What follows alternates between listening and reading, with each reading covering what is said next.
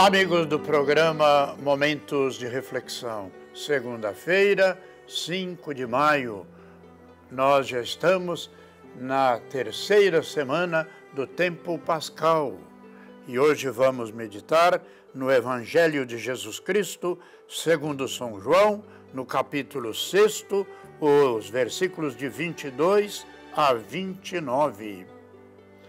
Depois que Jesus saciara os 5.000 homens, seus discípulos o viram andando sobre o mar.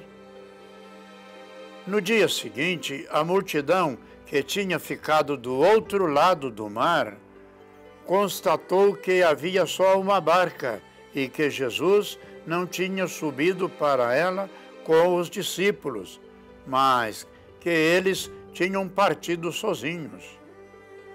Entretanto, tinha chegado outras barcas de Tiberíades, perto do lugar onde tinham comido o pão depois de o Senhor ter dado graças. Quando a multidão viu que Jesus não estava ali e nem os seus discípulos, subiram às barcas e foram à procura de Jesus em Cafarnaum. Quando o encontraram no outro lado do mar, perguntaram-lhe: Rabi, quando chegastes aqui? Jesus respondeu: em verdade eu vos digo, estais me procurando não porque vistes sinais, mas porque comestes pão e ficastes satisfeitos. Esforçai-vos não pelo alimento que se perde, mas pelo alimento que permanece até a vida eterna, e que o Filho do Homem vos dará. Pois este é quem o Pai marcou com o seu selo. Então perguntaram: que devemos fazer para realizar as obras de Deus? Jesus respondeu: a obra de Deus é que acrediteis naquele que ele enviou.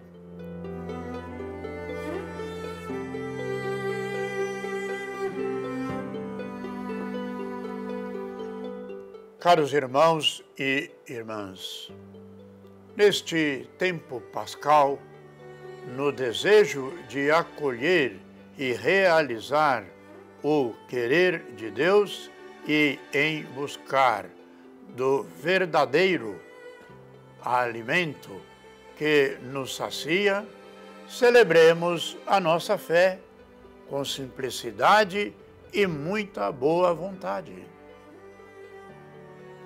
É verdade que muitas vezes nos tornamos egoístas e buscamos a Deus apenas nas horas de dificuldades, como se Deus tivesse obrigação de nos atender ao nosso querer.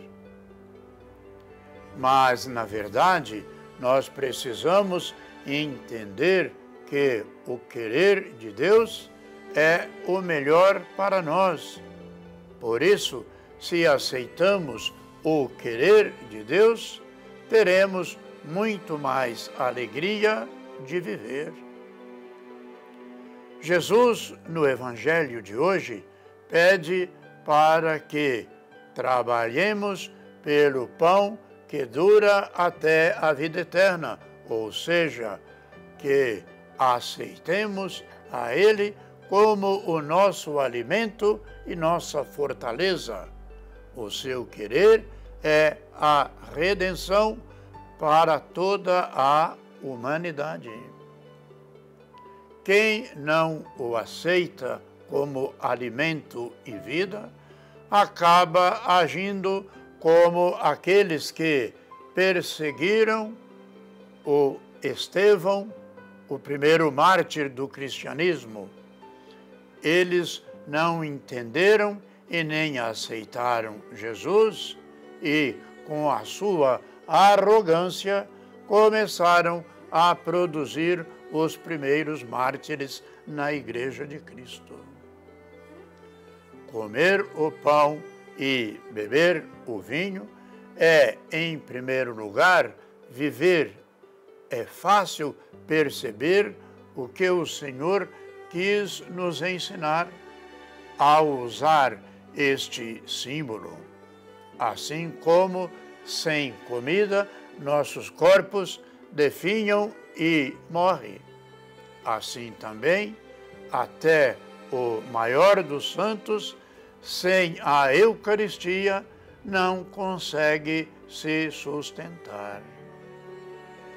Durante todo o Evangelho, podemos perceber a importância que Cristo dá às refeições.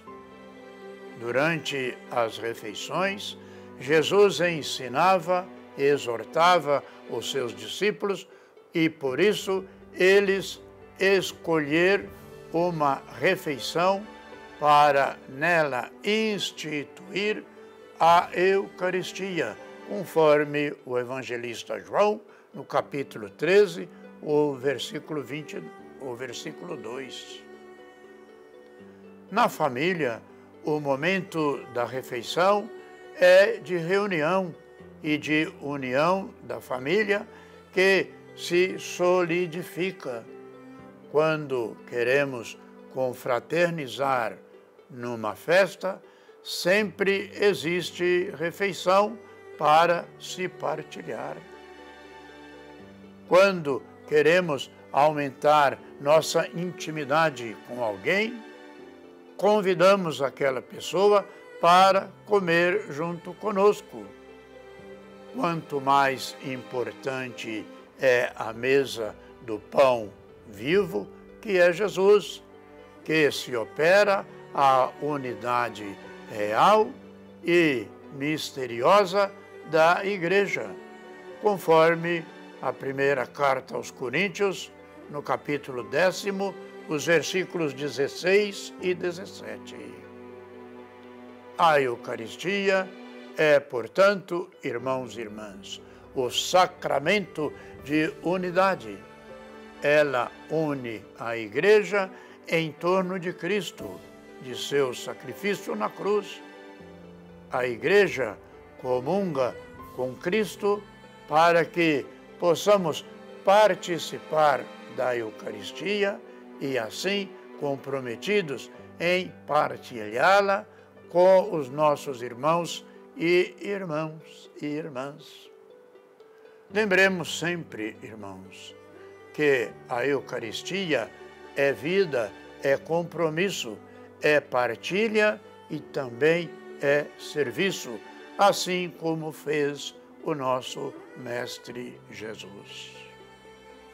Pois bem, irmãos e irmãs, nós que caminhamos neste tempo pascal, durante praticamente toda esta semana, nós vamos ouvir de Jesus, insistir de que Ele é o pão vindo do céu, que quer nos alimentar espiritualmente, para que assim possamos acompanhá-lo, segui-los e um dia juntos celebrar com Ele na eternidade feliz, na mesa partilhada com todos os filhos e filhas de Deus.